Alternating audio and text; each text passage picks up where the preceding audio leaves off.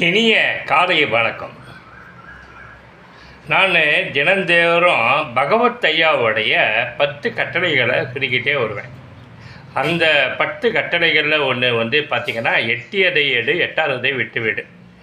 எட்டியது எது, இந்த எட்டாததை விட்டுவிடுன்னா, இப்போ சினிமாவில் முயற்சி பண்ண முடியும், கிடைக்கிறது தயாரிப்பாளர்கிட்ட தான் இருக்குது. ஏன்னா அவன் தான் கோடிக்கணக்கில் வச்சுருக்கான், அவன் தான் படம் எடுக்க முடியும். அது எட்டாதது. அதனால் 8 வரைக்கும் ட்ரை பண்ணிவிட்டு விட்டுடணும். அடுத்து எனக்கு மாரடைப்பு. வெளியில் இருந்தால் எதை கனிம்பு பூசிக்கலாம், எதாவது பண்ணிக்கலாம். உள்ளுக்குள்ளே எங்கேயோ இருக்கான் ஹார்ட்டு, அவனை போய் என்ன பண்ண முடியும்? அதனால் இதுதான் அந்த வார்த்தை எனக்கு ரொம்ப பிடிச்சது. அடுத்து இன்னொரு வார்த்தை ரொம்ப பிடிக்கும். நடந்து முடிந்ததை முற்றிலுமாக மறந்து விட வேண்டும், முடிஞ்சது முடிஞ்சு போனதான். இதில் எனக்கு ஒன்றுத்தை மட்டும் என்னால் மறக்கவே முடியல. அதை நான் பொது வெளியில் சொல்ல விரும்பலை.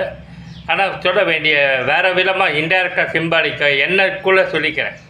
ஒருவர் என் சகோதரரில் ஒருத்தர் தான் என்கிட்ட வாயை திறந்து, ஆமாண்டா உனக்கு கொடுக்க எனக்கு மனசு வரல, என்னை ஆரம்பத்தை தறின்னுட்டேன் பையன் கொடுக்குறப்போ, பின்னாடி எனக்கு மனசு வரல, என்னுடைய கேரக்டரை மாற்றிக்க முடியலன்னு சொல்லிட்டு ஒரே ஒரு வார்த்தை சொல்லி மன்னிப்பு கேட்டார்னா அடுத்த செகண்டு நான் மறந்துடுவேன்.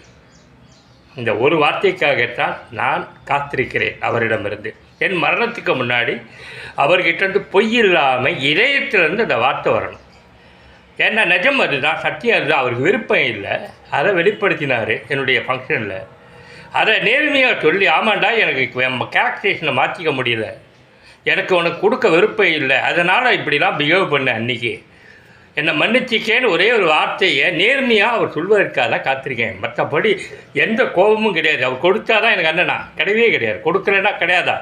நிறைய எனக்காக சின்ன வயசில் கஷ்டப்பட்டிருக்கார், என்னை படிக்க வச்சுருக்கார், ரொம்ப பண்ணியிருக்கார். எனக்கு அந்த ஒன்று வார்த்தைக்கு தான் காத்திருக்கேன். அந்த குற்றத்தை நேர்மையாக ஒத்துக்கணும்.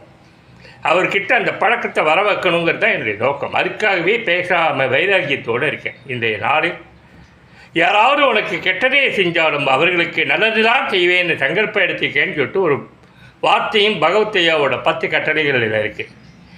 அதையும் இப்போ சொல்லி தான் இந்த பொறுவெளியில் நான் சொல்லிக்கிறேன். அதே தான் உங்களுக்கு சொல்கிறேன். உங்களுக்கு ஒருத்தருக்கு உதவி செய்கிறேன்னு சொல்லிட்டு வாக்கு கொடுத்துட்டீங்கன்னா, தலையே போனாலும் உயிரே போனாலும் செஞ்சுருக்கேன்.